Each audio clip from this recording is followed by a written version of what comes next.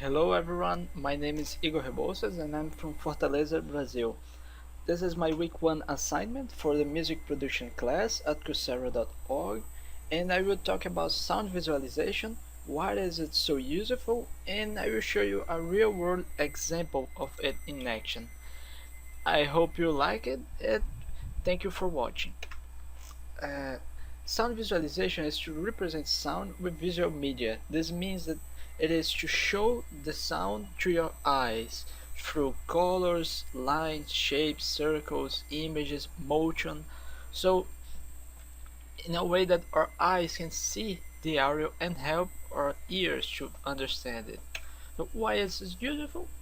Like I said, it's because we are better able to understand the sound by using our eye and ears simultaneously.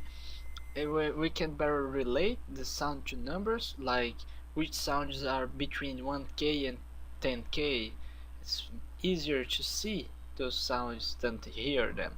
So we can find some certain features like noise or silence without having actually to play the audio. So we are relieving our ears of doing all the work, and some tools works graphically over the audio, so you have to drag things, sketch things, so it's very useful for these tasks.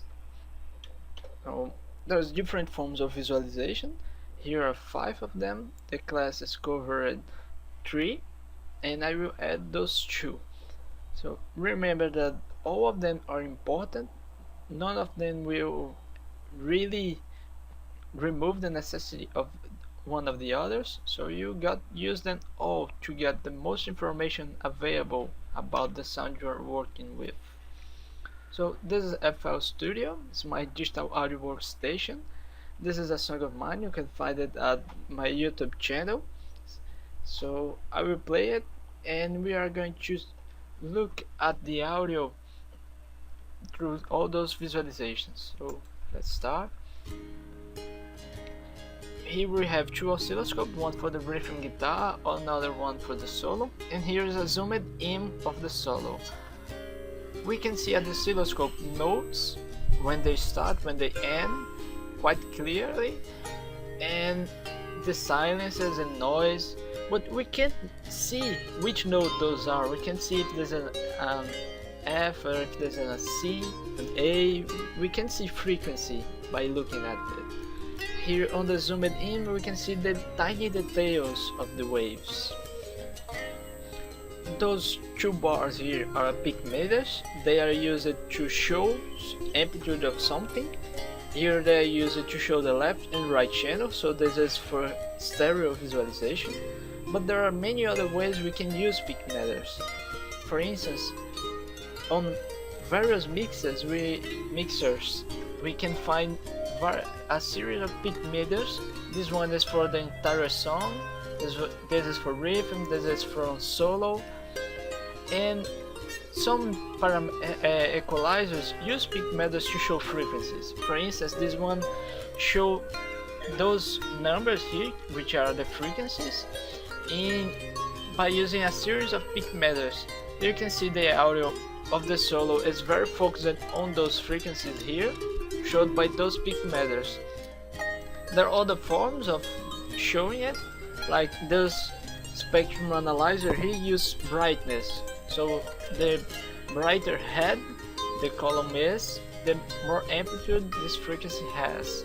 So we can also interact with it graphically, as I said earlier, so I can mute some frequencies, I can boost them, so we can interact with the audio using our eyes. So those 2 were spectral analyzers, and now I will show you the sonogram, which here is called Spectrum.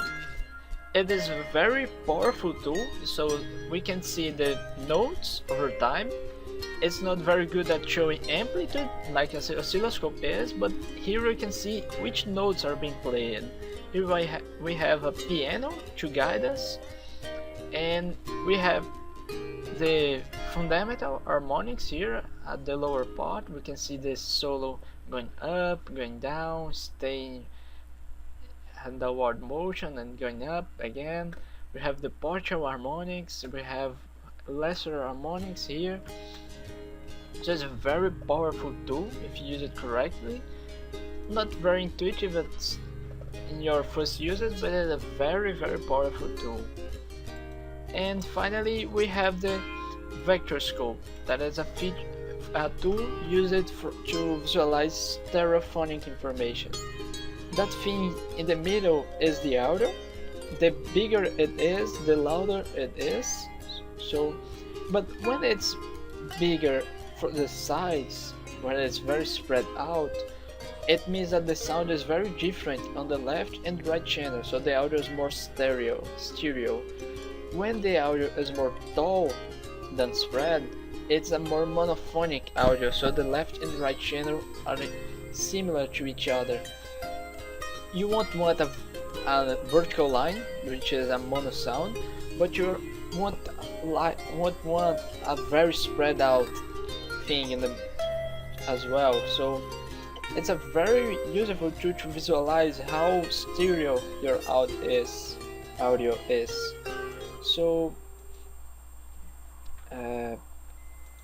thank you for watching. I hope you liked it. I hope I haven't said something wrong or too fast. Please post your feedback. I would like to hear and to read it and answer. And thank you for spending your time watching it. Thank you very much, and see you next week.